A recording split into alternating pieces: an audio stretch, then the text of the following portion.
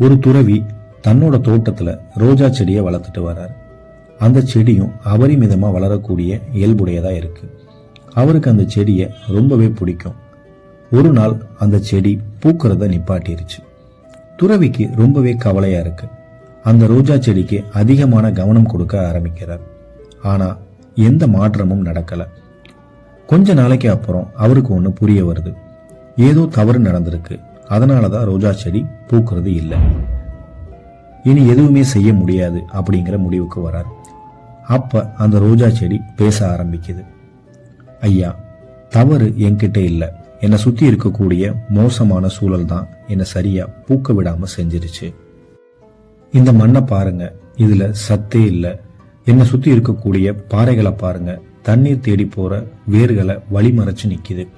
அதுவும் இந்த சூரியன் எவ்வளவு சூடா இருக்கு. நான் எப்படி இந்த சூழல்ல ஆரோக்கியமா வளருவேன்?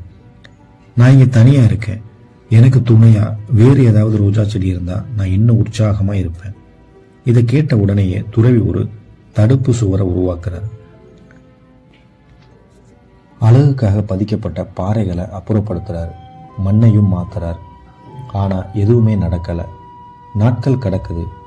ஒரு நாள் துறவி ரோஜா செடியை பார்த்து சொல்றாரு, நான் சொல்றேன்னு வருத்தப்படாத. சுற்றுச்சூழல்ல எந்த தவறும் இல்லை. தவறு உங்ககிட்ட தான் இருக்கு. எனக்கு ஒரு சீடர் இருந்தார். அவர் எப்போதுமே என்கிட்ட வாதாடிக்கிட்டே இருப்பார். எல்லாரையும் குறை சொல்லுவார். ஆனா தன்னை மாத்திக்கவே மாட்டார். நீயும் அவரை போல மாறிட்ட. ஐயா, நீங்க சொல்ற அந்த துறவி தான் என்னையும் மாத்திட்டார். நான் ரொம்ப நாளா அவரை பின்பற்றி வந்தேன். அடுத்த நாள் ரோஜா செடியோட வளர்ச்சியில பெரிய மாற்றம் ஏற்பட்டுச்சு. நிறைய பூக்கள் பூக்க ஆரம்பிச்சது.